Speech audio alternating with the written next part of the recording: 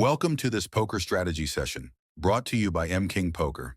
For the next 30 minutes, we're going to take a calm, structured look at the game of Texas Hold'em, breaking down the key fundamentals that every winning player understands. Whether you're just starting out or already have some experience, this guide will give you tools to think about the game in a deeper way. Let's begin by talking about position, one of the most powerful but often overlooked parts of poker. Position refers to where you sit at the table in relation to the dealer, and it is one of the most important advantages you can use.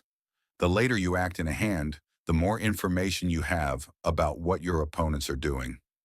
Acting last allows you to make better decisions, play a wider range of hands, and apply pressure to players who have already revealed weakness. In early position, you need to be disciplined. Stick to strong hands because you will be out of position for the rest of the hand. In middle position, you can open up a little more, and in late position, especially on the button, you can take advantage of your position to play many more hands profitably. Position is not just a concept, it's a weapon.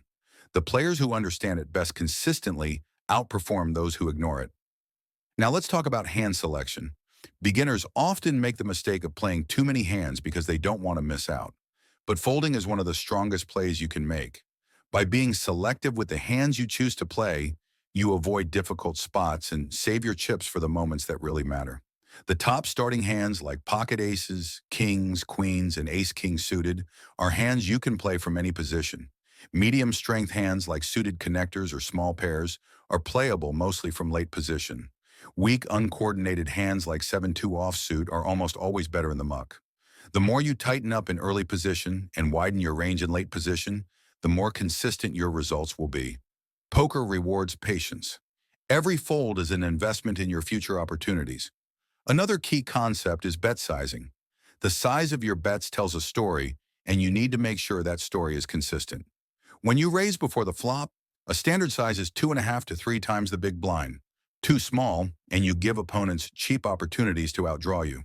Too large, and you risk overcommitting your chips unnecessarily. Think of betting as communication. You are saying something to the table with every bet, so be intentional with the size you choose. Post-flop, your bet sizing depends on your goals. A smaller bet can apply pressure while keeping the pot manageable. A larger bet builds the pot when you have a strong hand or increases the pressure when bluffing. The key is to remain balanced so that your opponents cannot easily read your intentions. Bluffing is one of the most exciting parts of poker, but it must be used wisely. Bluff too often and you will get called down. Never bluff, and your strong hands will never get paid off. The art of bluffing lies in choosing the right moments. Semi-bluffing, for example, is when you bet or raise with a drawing hand, like a flush draw or straight draw. Even if your opponent calls, you still have outs to improve.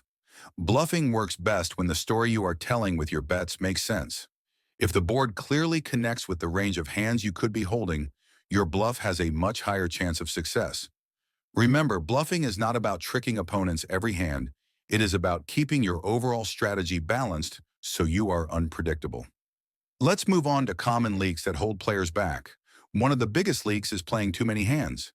Even experienced players fall into the trap of thinking they can outplay their opponents after the flop with weak holdings. This usually leads to losing chips in the long run. Another leak is calling too often out of position. When you are out of position, you have less information, and your decisions are harder. Avoid putting yourself in these tough spots unless you have a strong reason. A third common leak is ignoring bet sizing. If you are calling big bets without a plan, you will lose money. If you are betting too small when you should be protecting your hand, you invite opponents to outdraw you.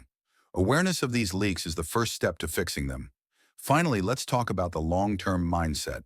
Poker is not about winning every single hand or even every single session.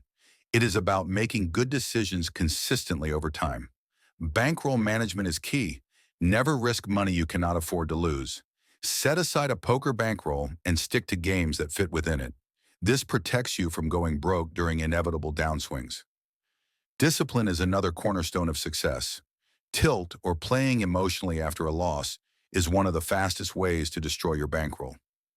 By keeping calm, staying patient, and focusing on making the right decision each hand, you give yourself the best chance to succeed over the long run.